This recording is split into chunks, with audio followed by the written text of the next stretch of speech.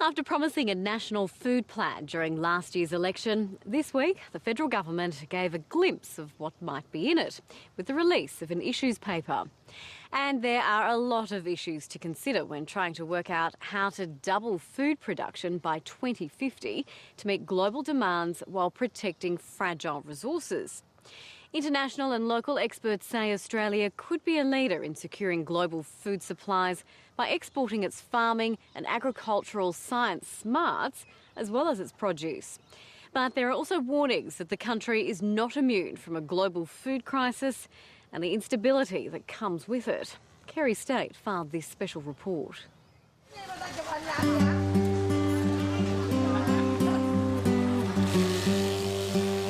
In the next 40 years, we have to produce as much food as the world has produced in the last 500 years. You can work out in the back of an envelope that we're not going to have enough food in 20 years' time by far. We're running out of water, we're running out of oil, we're running out of agricultural science and technology, we're running out of fish, we're running out of stable climates. So all of those things playing together are creating greater insecurity in the world's food supply at a time when demand is poised to double. Baby spinners and salad mix. Hog diddlers here, guys. You want some?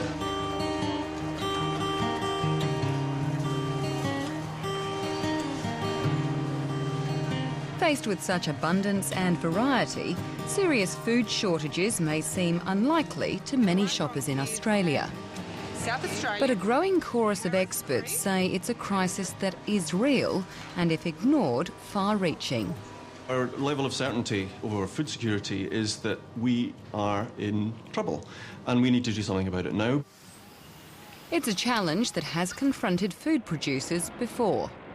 Those who now say that food is not the problem, I say it will be a continuing problem. In the 60s and 70s, the so-called Green Revolution, led by plant scientist Norman Borlaug, more than doubled agricultural outputs by using more water, fertiliser, pesticides and higher-yielding crop varieties. It helped feed the world for 40 years and reduced poverty, but it also took a toll on the resources we rely on for food. So we do need another revolution, but it cannot be in the same vein as in the past. It has to be a revolution built on resource use efficiency, using our resources much more efficiently, but still have the production increases needed to meet the demand. So what is Australia's role in this greener green revolution? Australia never has been and never will be a food basket or a food bowl of the world. The reality is that we produce food for 60 million people, we feed 22 million odd at home and 40 million overseas. But put in a global context, that 40 million that we feed overseas represents less than 3% of global food movements. How Australia contributes to food security globally is through knowledge, training and technology transfer. We're very good at farming. We're very, very good at food production. We have better knowledge about how to handle difficult climates, droughts and floods and things like that than almost anyone else in the world. And in a time of climate change, that's exactly the kind of knowledge that you need.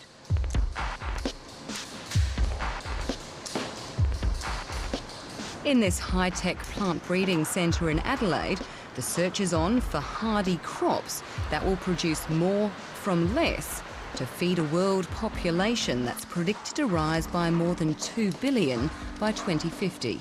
It is a bit nerve-wracking, genuinely. Over the last 50 years, we've increased the amount of food produced on the planet by 32 million tonnes a year. We have to increase that rate of increase, if you're still with me, from 32 to 44 million tonnes a year. With a name like Plant Accelerator, this facility sounds like a promising place to begin. We're able to do things that haven't been possible before.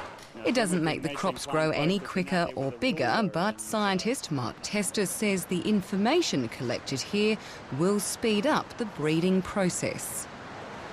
To be able to use digital imaging technologies, computer technologies and robotics to look at how plants grow. That's completely new. We used to use rulers and not much more, maybe weigh a plant and destroy it in the process of studying it. Here we can non-destructively watch plants grow and die and how that's affected by the environment and their genetic makeup.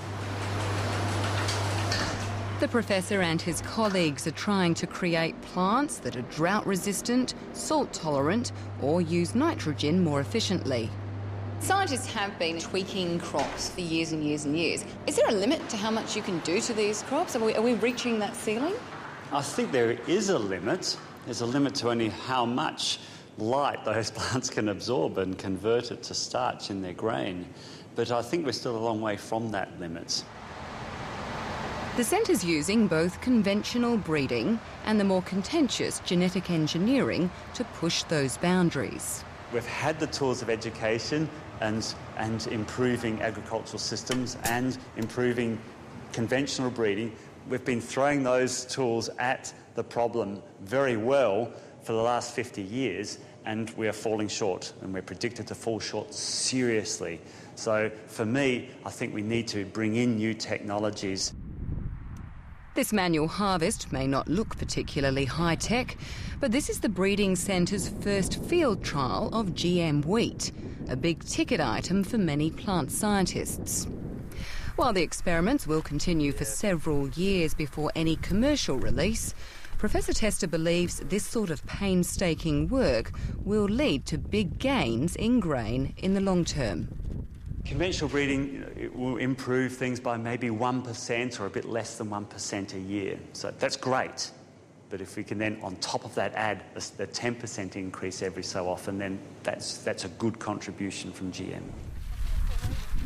However, any contribution by GM to global food security will probably be challenged for some time, as debate continues over the benefits and risks. There isn't any evidence at the moment that GM has lifted world food production as such. It has produced some agronomic advantages in a number of countries. In reality, GM food probably offers benefits to all kinds of farmers, but clearly consumers have to accept that the food is safe and healthy before they're going to eat it. There is no magic bullet in this business. So you have to combine the potential of high-yielding, resilient crop varieties through science, and biotechnology is one of those, and improve farming systems.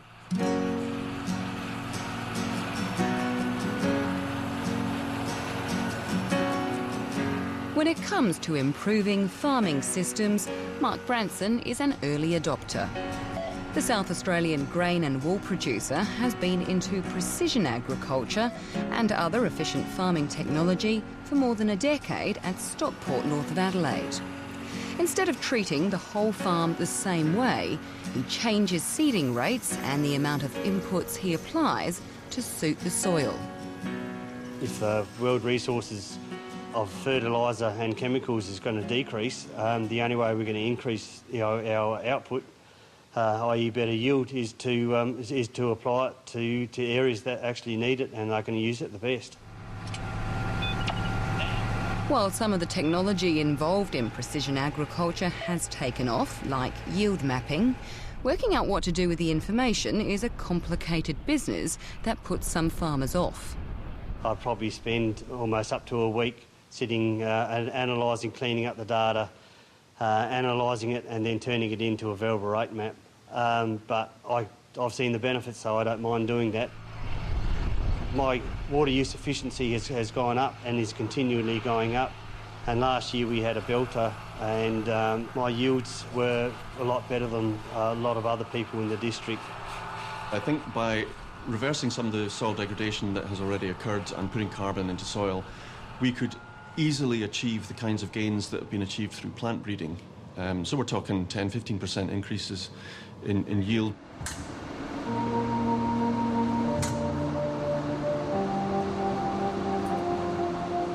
Just like plant science, studying soil has become a sophisticated affair.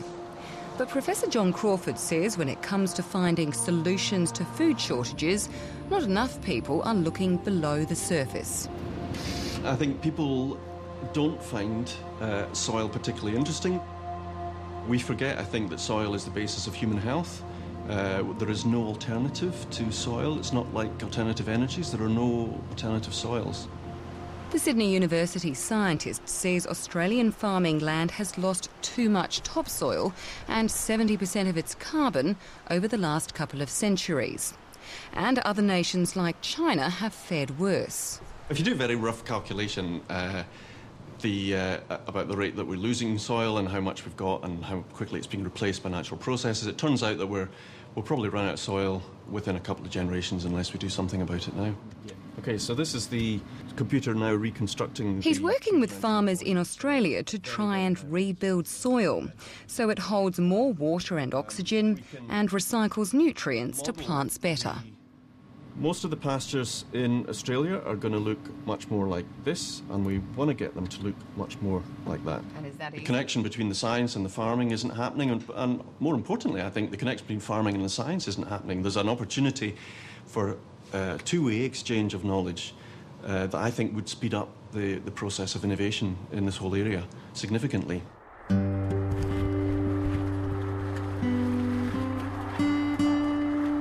This project in Queensland is part of another two-way exchange aimed at securing food supplies.